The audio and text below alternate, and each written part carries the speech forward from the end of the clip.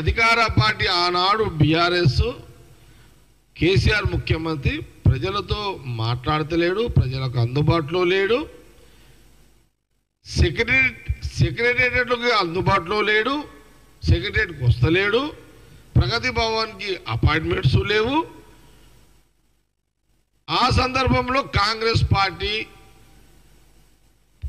పరంగా సిఎల్పి బట్టి విక్రమార్క మేమందరం ఎమ్మెల్యేలకు ఉంటే అందరం కూడా రైతుల పక్షాన రైతు రుణమాఫీ విషయంలో పోరాటాలు చేసిన చరిత్ర ఇది. నిజం.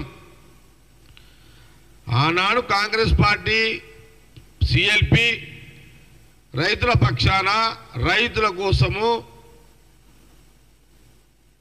ఒక రైతు రుణమాఫీ కాదు, రైతు పంట నష్టపరిహారం కానీ, విత్తనాల విషయంలో కానీ, ఎరువుల విషయంలో కానీ ప్రతి రైతు ఏ ఇబ్బంది పడుతున్నా పోరాటంలో ఎప్పుడు 9.5 సంవత్సరాల కాలంలో కేసీఆర్ని వీలైనంత మా ప్రయత్నం అంతా మేము చేసినాం.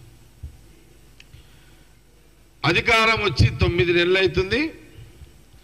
ఈ 9 నెలల్లో ఇప్పుడు అదేమో ప్రతిపక్ష పార్టీగా ఆ రోజు కాంగ్రెస్ పార్టీ సిఎల్పి చేసిన పోరాటాలు వివరణ ఇస్తున్నా.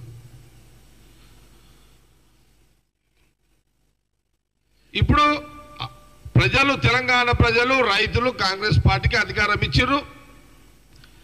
ఇప్పుడు ఇచ్చిన అధికారము 9 నెలల్లో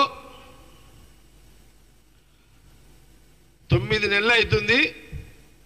తెలంగాణ ప్రజలు కాంగ్రెస్ గవర్నమెంట్, ముఖ్యమంత్రి సోనియా గాంధీ, రాహుల్ గాంధీ గారి నాయకత్వంలో ముఖ్యమంత్రి రేవంత్ రెడ్డి గారు అయిన నుంచి 9 నెలల్లో ఉదయం 10:30కు సెక్రటేరియట్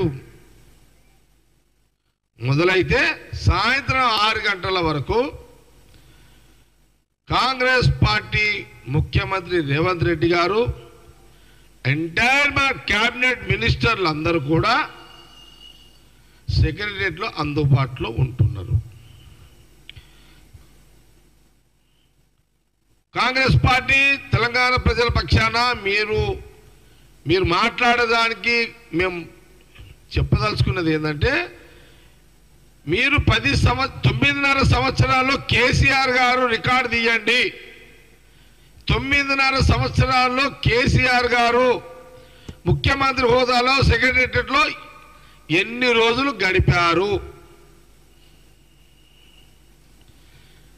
ముఖ్యమంత్రి రేవంత్ రెడ్డి గారు ముఖ్యమంత్రి అయిన తర్వాత 9 నెలల్లో ఎన్ని రోజులు సెక్రటేరియట్లో కూర్చున్నారు? కేసీఆర్ గారు, కేటీఆర్ గారు, హరీష్ గారు దీని మీద డిబేట్కి మీరు చర్చకు సిద్ధం కాగల. మీ 9.5 సంవత్సరాల కాలంలో సెక్రటేరియట్లో కేసీఆర్ ఎన్నిసార్లు కూర్చున్నాడు? 9 నెలల కాలంలో సీఎం రేవంత్ రెడ్డి గారు, మా మినిస్టర్లు, మా సీఎం రేవంత్ రెడ్డి గారు ఎన్నిసార్లు కూర్చుండు? చేద్దాం. ఫస్ట్ ఇది తీద్దాం. అసలు సెక్రటేరియట్కి కేసీఆర్ దారే లేదు. ఇది ఆనాటి బీఆర్ఎస్ పరిపాలన, ఈనాడు కాంగ్రెస్ పరిపాలన తేడా.